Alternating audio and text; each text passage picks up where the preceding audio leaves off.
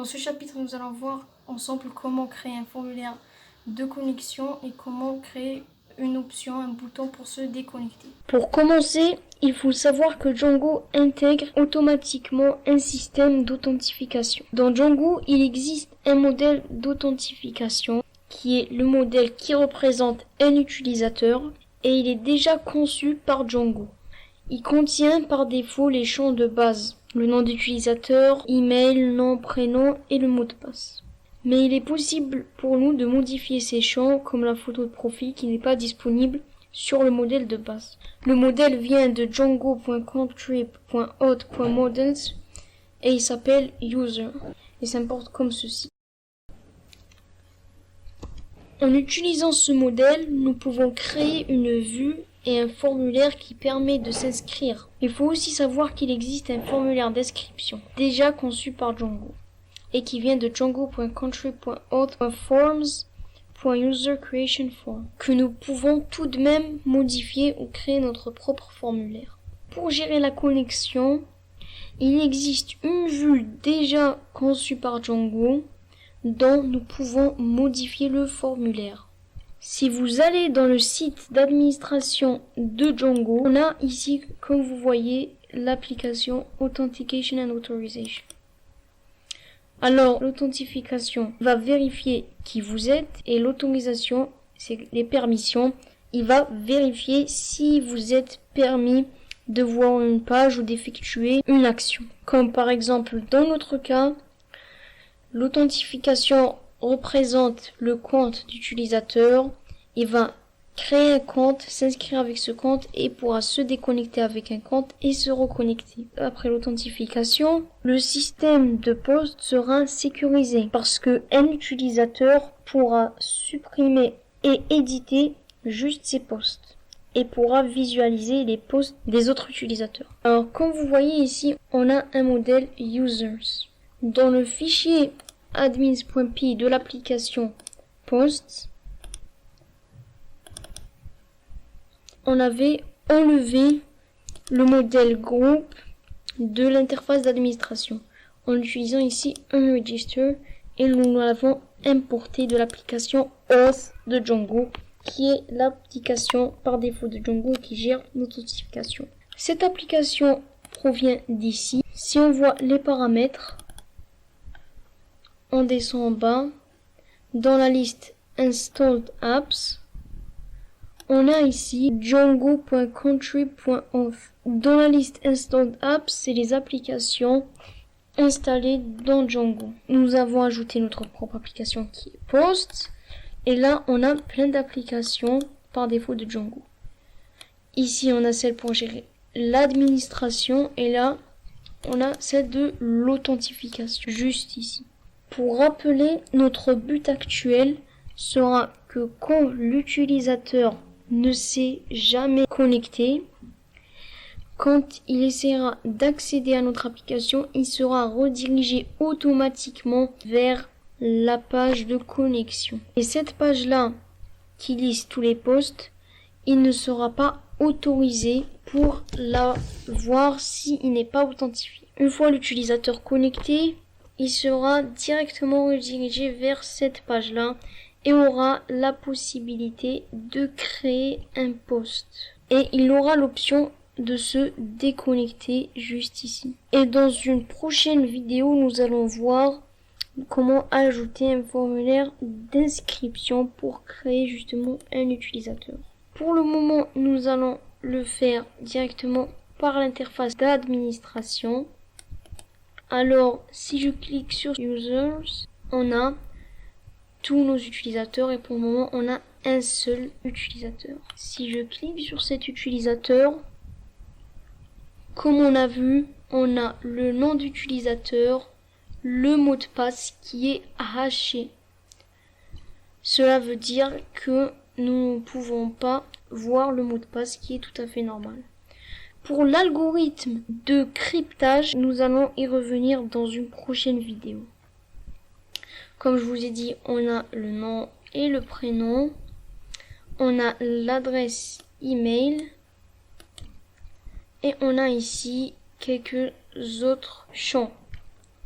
Ici, c'est les champs de permission. S'il est un super utilisateur, comme nous avons vu, un super utilisateur veut dire s'il a la permission d'accéder à l'interface d'administration. Et là, on a quelques autres informations, comme la dernière connexion. Là, je vais retourner vers la page d'accueil et nous allons commencer. Pour commencer, je vais commencer par ajouter une nouvelle application pour gérer l'authentification comme nous avons fait pour l'application Post. Pour ce faire, je dois lancer la commande manage.py start app et là je donne le nom. Je vais l'appeler account pour compte. Je lance la commande et voilà. Maintenant, si je liste le contenu du dossier courant, on a notre application. Comme nous avons dit, la première chose à faire après avoir créé une application est d'aller la déclarer dans la liste des applications installées. Alors, juste en bas ici, je vais mettre accounts.apps.accounts.config. Alors ici, si je vais dans accounts.apps, voici la classe accounts.config. Voilà. Et là. Maintenant, notre application a bien été déclarée. Maintenant, je vais tout de suite commencer par l'ajouter dans les URL. Pour cela, je commence par ajouter un fichier urls.py pour les URL et je vais l'inclure dans le fichier d'URL de base, le fichier d'URL principal. Et là, je copie ici. Et là, ce que je vais mettre quand on est dans /account, on va inclure accounts.urls. J'enregistre. Et c'est bon. Maintenant, je peux copier le contenu du fichier urls.py pour aller plus vite. Et je le colle dans urls.py de l'application accounts. Là, bien sûr, ça ne sera pas les mêmes routes. Et là, on va pas importer le fichier views. Et pour le nom d'application, ça sera accounts. Ça, c'est pour le namespace. Là, maintenant, on va dire que quand on fait appel à la route login, on va déclencher une vue. Et on va l'appeler login. Alors, comme on a vu, il existe déjà une vue de connexion conçue par Django. Nous allons l'importer tout de suite. Je mets from django.contrib.auth.views import login view. Alors, cette vue-là, c'est une vue basée sur une classe. Alors, pour le moment, ici, voici la vue login view. Comme vous voyez, c'est une classe Python. Nous, actuellement, dans nos vues, ici dans views.py, on utilise les vues basées sur les fonctions. Mais dans Django, on peut utiliser aussi les classes dans les vues. Alors maintenant, pour utiliser cette vue directement, ici, je vais la coller. Et je dois mettre ici .asView. Alors, en général, ce qu'on fait, on fait pas comme ça, mais on met ici, on met from django.contrib.auth import views. Et là, on utilise views.loginView et là, asView qui est une méthode de classe qui va permettre d'utiliser cette classe comme une vue. Alors maintenant, si j'enregistre et je vais dans mon serveur pour voir ce qui se passe. On n'a aucune erreur. Mais là, si j'essaye d'accéder à cette vue, je fais account/login. Et ben là, on a une erreur de type template does not exist. Parce que on n'a pas créé le template. Ici, le template qui prend, c'est registration login.html. Mais nous pouvons très bien changer le dossier ou le chemin vers le template. Pour cela, je vais d'abord commencer par créer ici un dossier template dans mon application. Et on va ajouter ici un namespace account. Et là, j'ajoute un nouveau fichier login.html. Maintenant, dans ce fichier-là, je vais hériter du template de base comme nous avons fait ici, par exemple. Dans index.html, je copie tout ça et je le colle pour aller plus vite. Maintenant, là, le titre, ça sera login. Et là, dans le bloc body, je vais tout simplement ajouter un form avec la méthode post, sans oublier le jeton CSRF, avec ici le formulaire. Donc là, le formulaire dans la vue s'appelle form, donc je mets form as p pour le moment. Et j'ajoute une input de type submit pour soumettre le formulaire.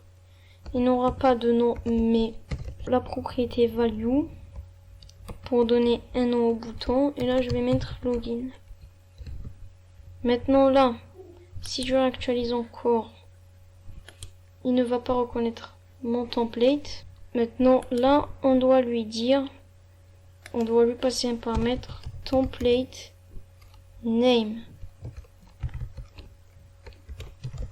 qui sera le nom du template.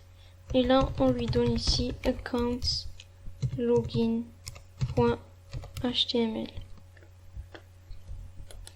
J'enregistre.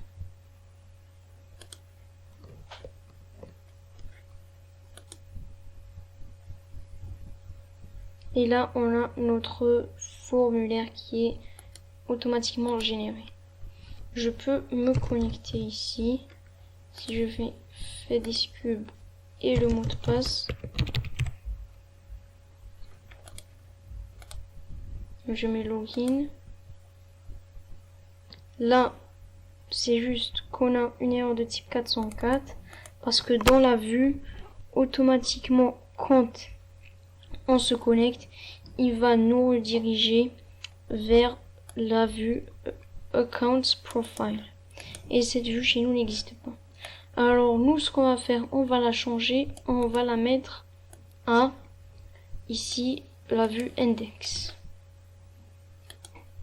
Pour cela, allez dans les paramètres, settings.py, on descend tout en bas et on ajoute une configuration. Ici, je vais mettre authentication et là je vais mettre login redirect URL. Là par défaut c'est account profile et moi je vais la changer. Vu qu'il a un nom, je vais mettre ici le namespace suivi du nom, post index, et j'enregistre. Là maintenant, si je reviens là où j'étais, je réactualise la page.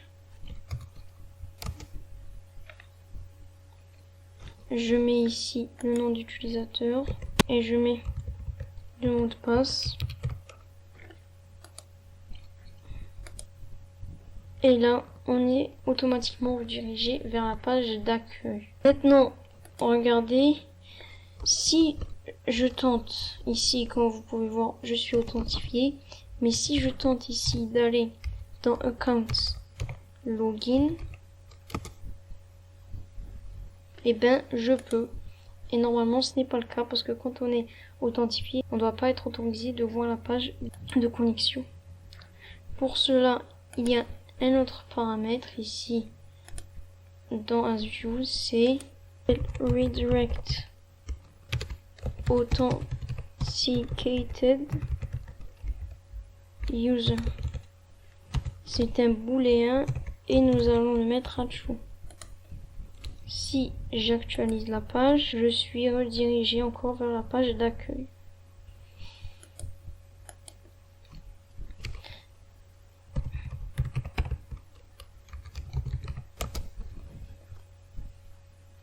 Maintenant, ce que nous allons ajouter, c'est une option pour se déconnecter. Alors, pour cela, ça va être la même chose. Ici, je copie cette vue-là. Là, je vais mettre Logout. Et là, la vue s'appelle Logout View. Et là, on enlève le paramètre Redirect Authenticated User parce qu'on n'a pas besoin. Et là, le template, ce sera logout.html. Alors, ce template-là va être vide parce qu'il va nous servir à rien. Il va juste se déconnecter, rediriger l'utilisateur vers la page d'accueil. Je fais logout.html et là, c'est bon. Là, comme vous pouvez voir, je suis connecté. Maintenant, ce que je vais faire, je vais aller dans Account Logout. J'ai été déconnecté, mais je ne suis pas redirigé vers la page de connexion. Pour cela, c'est simple. Il y a un paramètre qui est Next Page. Et on va le mettre égal à Account Login. Et là, j'enregistre. Maintenant, si je réactualise, je suis redirigé vers la page de connexion. Maintenant, ce que je vais faire, c'est que normalement, si on n'est pas connecté, on n'a pas accès à cette page. Pour cela, c'est très simple.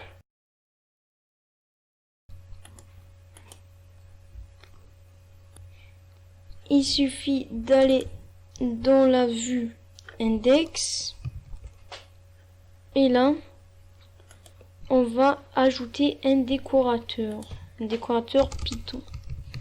Le décorateur s'appelle Login Required et s'importe depuis django.contrib.auth.decorators et là, il s'appelle Login Required.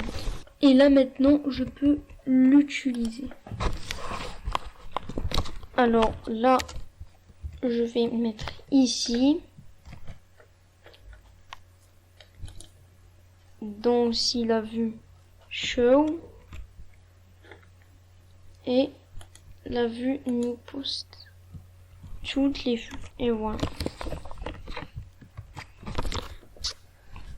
Cela veut dire que si j'essaye de me rendre dans cette page-là, eh ben je vais être redirigé vers la page de connexion. Là, je vais voir dans le serveur et là, on a une erreur.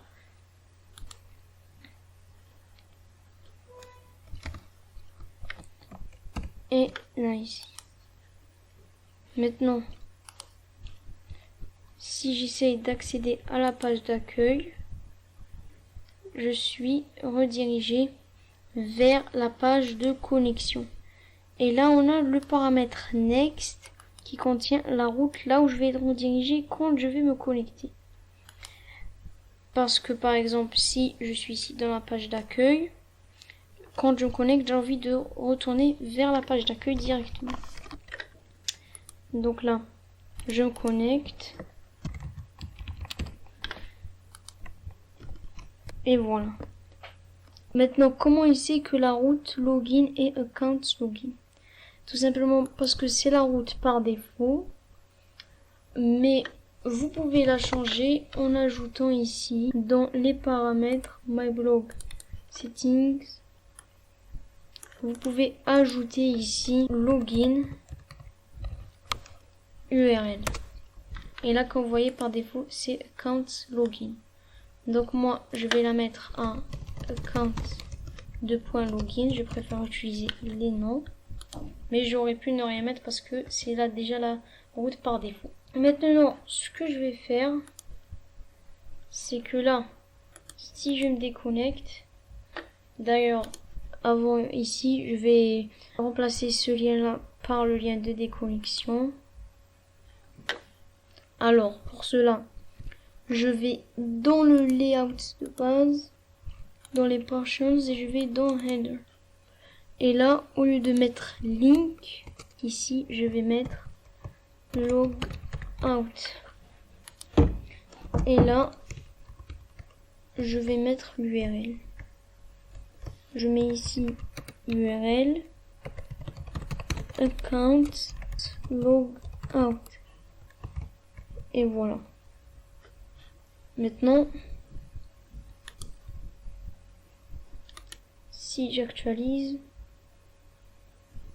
on a ici logout. Je clique sur logout et voilà, j'ai été déconnecté. Je suis redirigé vers la page ici de connexion. Maintenant, ce que je vais faire, c'est quand ici on n'est pas authentifié, on n'aura pas ici ces liens-là, home, new post et logout.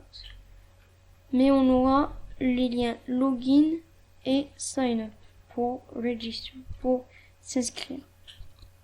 Alors pour cela, on va faire une condition juste ici pour changer les liens. Alors, je génère ma condition, je mets ici tout simplement if request.user. Request.user va nous permettre d'accéder à l'utilisateur. Avant de mettre cette condition, je vais vous afficher request.user pour que vous voyez c'est quoi. Là, si j'essaye d'afficher ça, alors je vais afficher le nom de l'utilisateur parce que sinon il va m'afficher l'identifiant et c'est pas ce qu'on veut. Là, je me connecte.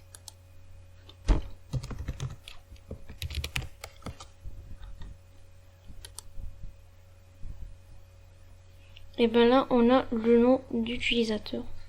Ok. Je vais me déconnecter encore. Donc là, on peut faire une condition. Pour cela, je vais mettre ici if request.user.is authenticated, qui est un booléen qui nous permet de voir si l'utilisateur est authentifié ou pas. Ici, il est authentifié, il est un true. Si ce n'est pas le cas, il est un false. Là, je mets else. Et si ce n'est pas le cas, là, on aura juste la possibilité de ici créer un compte et se connecter. Donc là, pour le moment, on n'a pas de vue pour créer un compte. Donc, je vais mettre ça. Ça.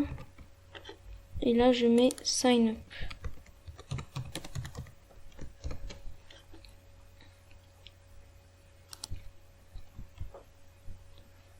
Maintenant, là, si je actualise, on a login et sign up. Là, je vais juste changer la route.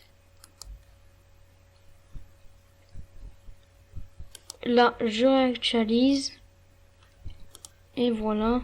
Là, on a la possibilité de se connecter et de s'inscrire. Maintenant, si je me connecte, on a ici les liens qu'on doit afficher, les liens d'utilisateurs.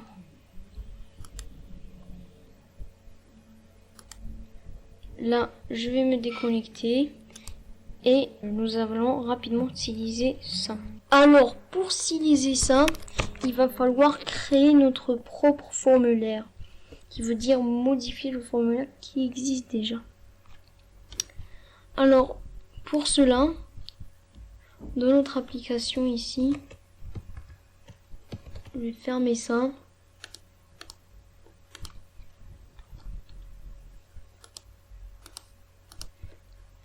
Je vais créer un fichier dans l'application Count et je vais l'appeler forms.py.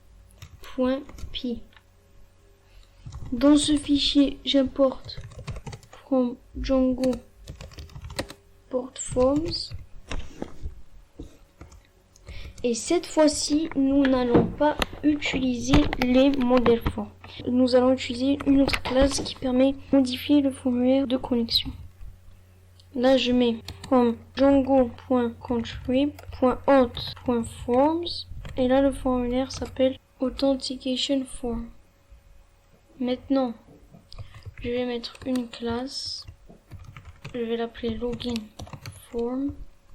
Et elle va hériter de authentication form. Ici, je vais copier le contenu ici du formulaire ici comme nous avons fait pour le formulaire de poste. Là, sauf je vais remplacer ça par username. Là, ça va être un forms.carfield. Le label, ça va être username. Et là, le widget, ça va être forms.textInput et il y aura la classe form control. Le contenu, en fait, on aura le password ici. Ça sera forms.carfield. Et pour le label, ça sera password. Là, le widget, ça va être forms.passwordInput. Et les attributs, ce sera form control.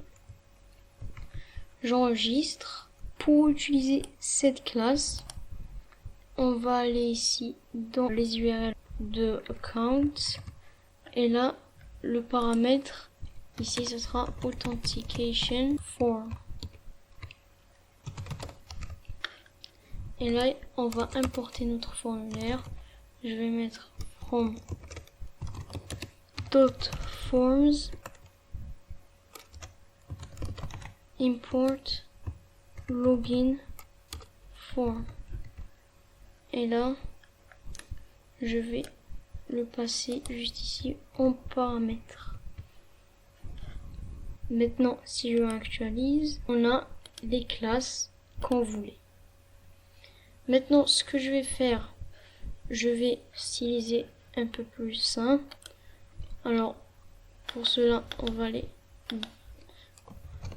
dans le template et on va copier le contenu ici de new post.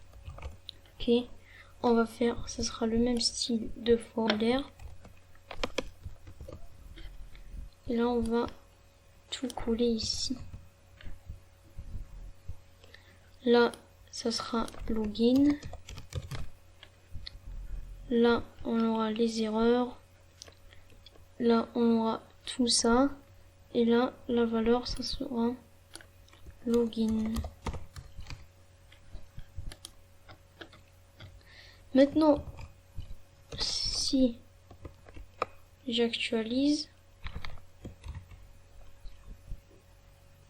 et voilà, on a notre formulaire login.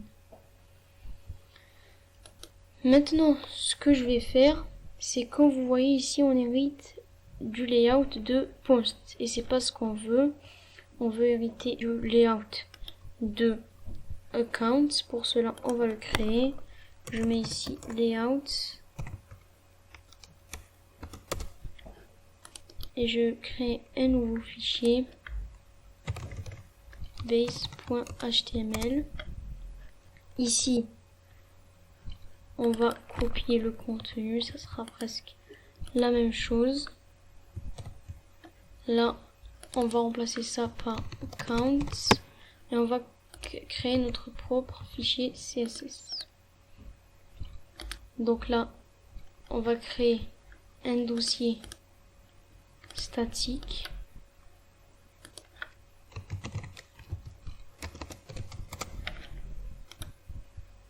On ajoute le namespace et on l'ajoute ici style.css et on va copier le contenu de ce style parce qu'en fait ça sera le même. On ajoutera juste le btn primary de cette couleur.